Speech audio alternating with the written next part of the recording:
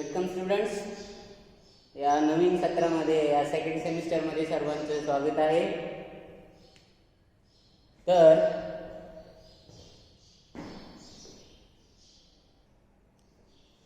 या सेमिस्टरमध्ये जो टॉपिक किंवा आपला जो सब्जेक्ट आहे त्याचं नाव आहे अप्लाइड मॅथमॅटिक्स. बघा, बेसिक फर्स्ट सेमिस्टरला तुम्हाला सगळ्यांना माहिती आहे कोणता सब्जेक्ट तो कॉमन होता, सगळ्या ब्रँचेससाठी कॉमन होता.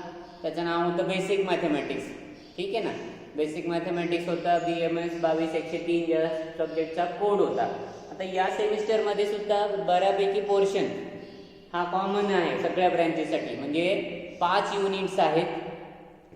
या 5 युनिट्सपैकी 4 युनिट्स पहिले 1, 2, 3, 4 first 4 units are common to all. जवळपास पहिले 4 युनिट्स हे सगळ्या ब्रँचेसला आहेत आणि 5वा युनिट तुमच्या ब्रँचशी रिलेटेड आहे. कम्प्युटरसाठी न्यूमरिकल मेथड्स आहे, मेकॅनिकलसाठी प्रोबॅबिलिटी आहे, सिव्हिलसाठी इंटिग्रेशन ट्रॅपेझॉइडल रूल्स आहे. म्हणजे असे त्या ब्रँचेसशी रिलेटेड. ते इलेक्ट्रॉनिक्ससाठी कॉम्प्लेक्स नंबर आहे. तर ह्या सगळे त्या तुमच्या रिलेटेड ब्रँचेसचे इंजिनिअरिंगचे ॲप्लिकेशन्सचा तो 5वा युनिट आहे. ठीक आहे. तर या आपल्या सेमिस्टरमध्ये जो आपण टॉपिक आहे, तुमचा सब्जेक्ट आहे, त्याचं नाव आहे अप्लाइड मॅथमॅटिक्स.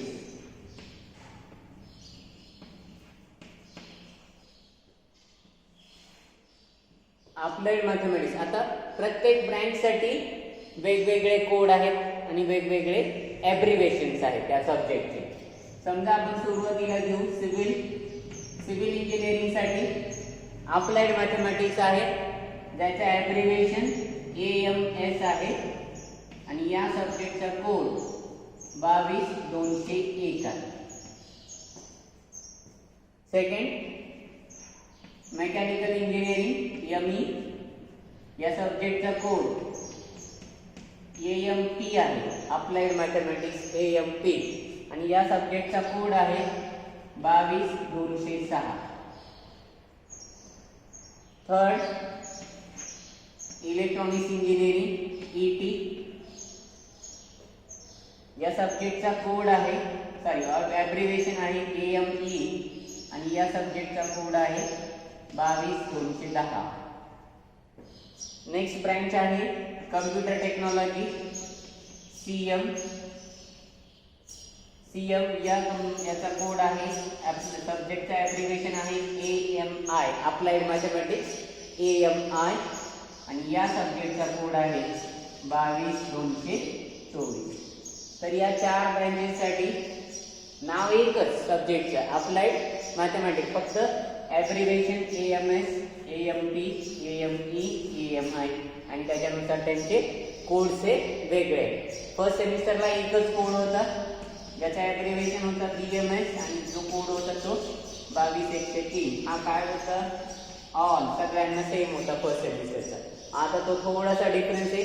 डिफरन्स मध्ये टोटल जे युनिट आहे 1, 2, 3, 4 आणि 5. तर या 5 युनिट पैकी 4 युनिट्स हे मेजॉरिटी सेम आहे, इट इज कॉमन. आणि जो 5वा युनिट आहे हा प्रत्येक याच्यासाठी वेगवेगळा आहे. 5th unit will be different for each branch. Okay. तर या रिलेटेड आपण आता या अप्लाइड मॅथमॅटिक्सचा जो करिक्युलम आहे, जो तुमचा टॉपिक आहे, तो स्टार्ट करू. जो पहिला युनिटचा टॉपिक आहे युनिट 1, 2, 3, 4, 5 त्यातला पहिला युनिट स्टार्ट करू. पहिला युनिट मधला पहिला टॉपिक स्टार्ट करू. ओके, ठीक आहे. ओके,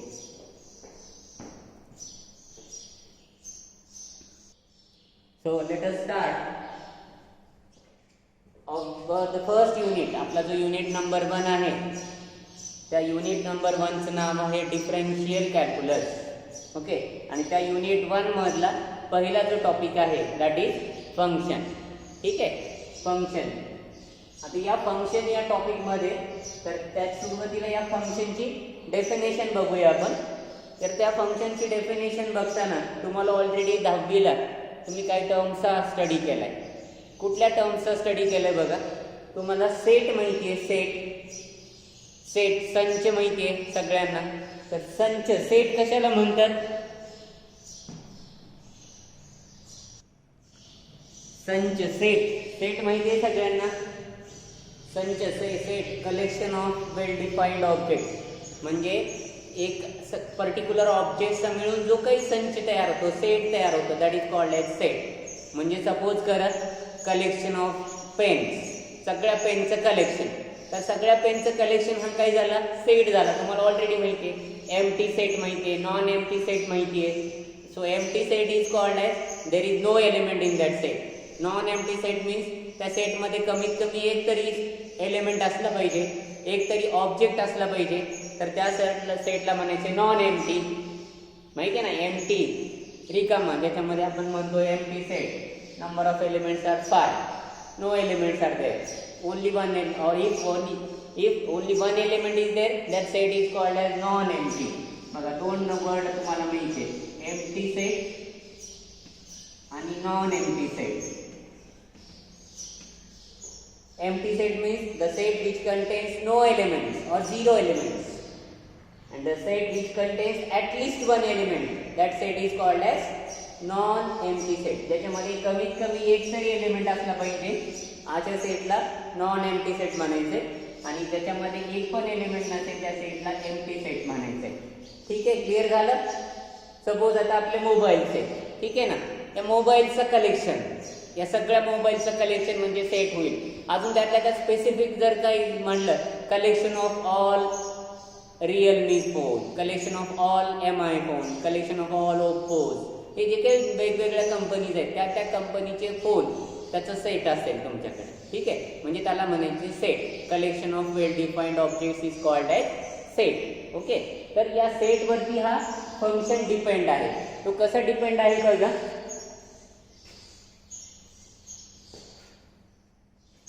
सपोज करा मी ए हा सेट घेतला आणि बी हा एक सेट घेतला.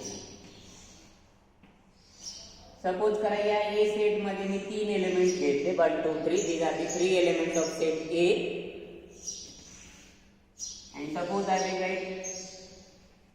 will write 1 4 9, these are the 3 elements of set B. So there is a relation, 1 is related to 1, 2 is related to 4, 3 is related to 9. कुठलं रिलेशन आहे बघता, लक्षात येतं का. या 1चा 1 सोबत, 2चं 4 सोबत, 3चं 9 सोबत, म्हणजे या 1 2 3 चे सगळे काय आहेत, स्क्वेअर आहेत. सगळे काय स्क्वेअर आहेत. म्हणून सेट ए चं बी सोबत रिलेशन आहे आणि ते रिलेशन काय आहे, स्क्वेअरचं रिलेशन आहे. बघा 1 स्क्वेअरची व्हॅल्यू 1, 2 स्क्वेअरची व्हॅल्यू 4, 3 स्क्वेअरची व्हॅल्यू 9, म्हणजे हे स्क्वेअरचं रिलेशन आहे. म्हणजे तुमचं फंक्शन कुठून कुठपर्यंत आहे, सेट ए पासून सेट बी पर्यंत, आणि ते फंक्शन कशाच्या फॉर्म मध्ये आहे, स्क्वेअरच्या फॉर्म मध्ये. म्हणजे 1 1 सोबत स्क्वेअर मध्ये रिलेटेड आहे, 2 स्क्वेअर 4चा, 3 स्क्वेअर 3चा स्क्वेअर 9, म्हणजे हे सगळे रिलेशन कशामध्ये आहे, स्क्वेअर. म्हणून हे फंक्शन काय आहे, एक्स स्क्वेअर. अजून एखादं एक्झाम्पल घेऊ. परत एक सेट घेतला ए, दुसरा सेट घेतो बी, 2 3 4,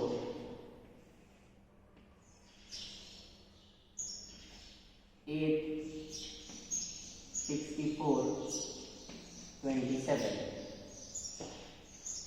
बघा 2 हा 8 ला रिलेट होईल, 3 27 ला रिलेट करतो, 4 64 ला रिलेट केला.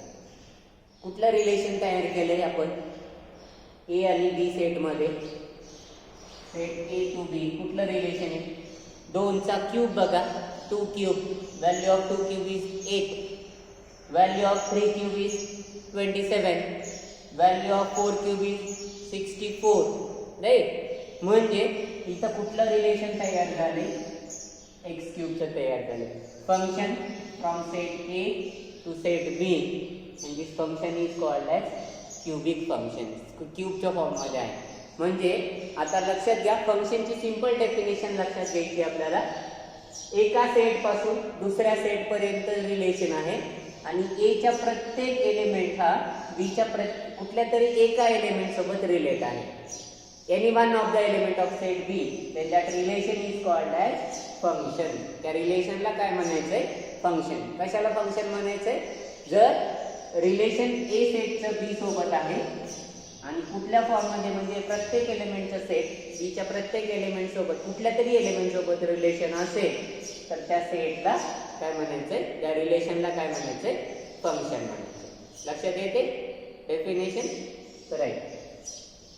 Function, I will write the definition of function. फंक्शनची डेफिनेशन बघा काय आहे.